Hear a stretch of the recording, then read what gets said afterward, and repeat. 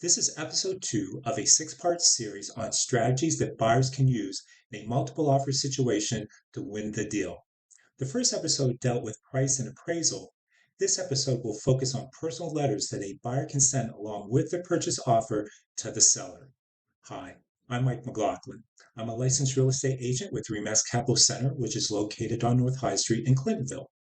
Around 2016, it became an accepted practice in our local market for a would-be home buyer to write personal letters to sellers, conveying reasons why he or she is individually well suited to buy the place.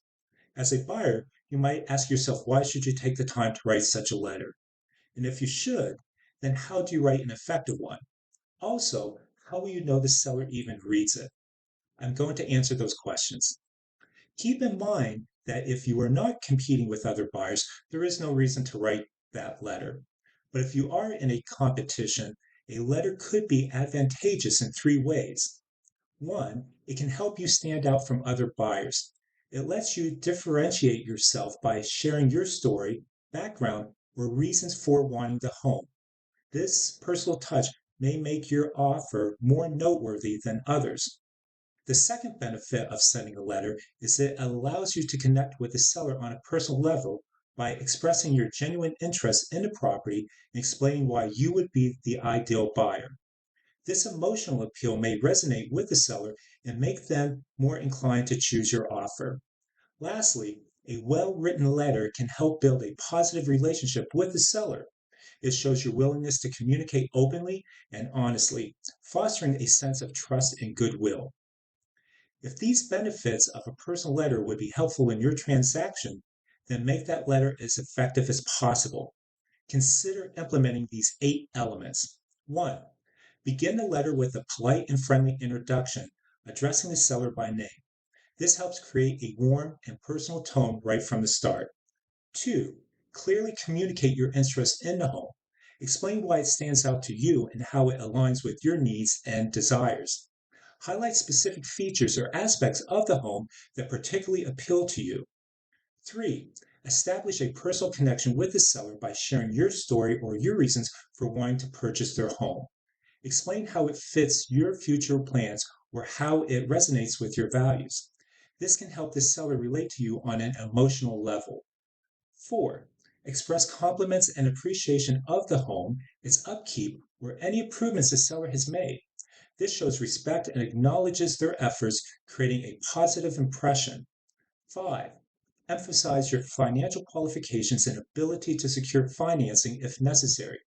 Mention any pre-approval letters or financial documents you may have obtained, demonstrating your seriousness as a buyer. 6. Briefly mention your professional background or any relevant experience that may give the seller confidence in your ability to complete the transaction smoothly. This can be especially helpful if you have expertise in real estate, finance, or related fields. 7. Assure the seller of your flexibility and willingness to compromise on contract terms and timelines and to address any concerns they may have. This may help alleviate any worries the seller might have about the transaction process. 8. A letter with a polite closing expressing gratitude for their consideration. Reiterate your interest in the home and your hope of a positive outcome. Remember to keep the letter concise, clear, and professional in tone. Proofread it thoroughly to ensure it is error-free and effectively conveys your message. It's important to strike a balance between expressing your personal connection to the property and maintaining a respectful, non-manipulative approach. Now that you've taken the time to write an effective personal letter, will the seller even read it? Let's look at it from the seller's angle. I tell my sellers that while a buyer's letter may provide insights and useful information, they should be aware of the potential risks of letting it affect their decision. These include fair housing concerns, a loss of objectivity, and legal implications. Let's dig further into this. First, sellers need to avoid inadvertently violating fair housing laws. If a letter contains information about the buyer's race, religion, gender, familial status, or other protected characteristics, it could open the seller to a charge of partiality. Conversely, if a seller chooses not to accept an offer from a buyer who has submitted a personal letter, there is a risk that the rejection will be perceived as discrimination. This could lead to legal disputes or accusations of bias. Finally, personal letters can prompt emotional decision making that works to the advantage of the buyer but isn't favorable to the seller.